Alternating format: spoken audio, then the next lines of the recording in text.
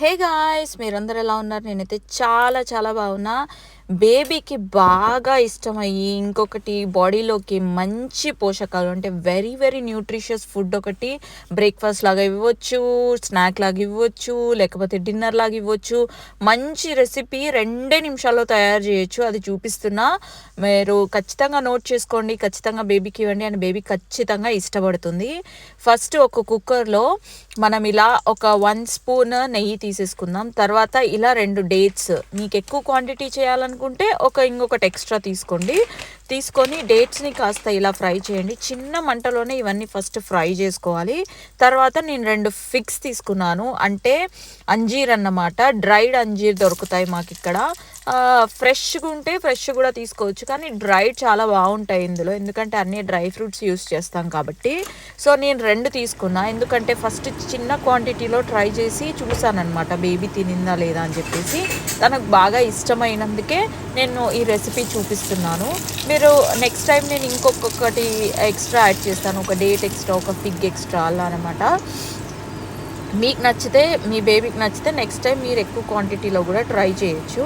So ఇలా కొంచెం fry చేసుకున్న తర్వాత ఇందులోకి ఒక 3 బాదాం, ఎక్కువ కూడా కాదు, 3 బాదాం. మీరే సోక్ చేసినవైతే ఇంకా బెటర్, చాలా తొందరగా ఉడికిపోతుంది అండ్ ఇందులో మిక్స్ అయిపోతుంది.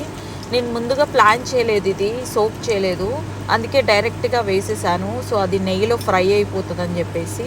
సో నెక్స్ట్ టైం సోక్ చేసి పీల్ చేసి వేయాలన్నది ప్లాన్ అన్నమాట. లేదు మీకు పీల్ ఉంటే ఇష్టమే అని అంటే పీల్ కూడా వేయచ్చు. సో మనం చియా సీడ్స్ వేస్తున్నాం అనమాట. చియా సీడ్స్ మార్కెట్లో దొరుకుతాయి చాలా ఈజీగా. ఒక 1 స్పూన్ వేస్తే సరిపోతుంది, ఒక 1 టేబుల్ స్పూన్ చియా సీడ్స్ వేయాలి. మంట చిన్నగా పెట్టండి, మర్చిపోవద్దు, లేదంటే ఇవన్నీ మాడిపోతాయి. సో చిన్నగా పెట్టి వీటిని నెయ్యిలో ఫ్రై చేస్తూ ఉంటామన్నమాట. సో చియా సీడ్స్ చాలా మంచివి, చాలామంది వాటర్లో సోక్ చేసుకొని మార్నింగ్ తాగుతూ ఉంటారు. లేదు మీకు ఇలా ఇష్టం లేదు చియా సీడ్స్ డైరెక్ట్గా వేయడము అని అంటే, మీరు వాటిని సోక్ చేసి నైట్ మార్నింగ్ జస్ట్ ఆ సోక్ చేసింది కూడా మీరు నెయ్యిలో ఫ్రై చేసుకోవచ్చు. రెండిటికి పెద్ద డిఫరెన్స్ ఉండదు, కాకపోతే రెండిటిలో న్యూట్రిషియస్ డిఫరెన్స్ ఉంటుందని అనుకుంటున్నా.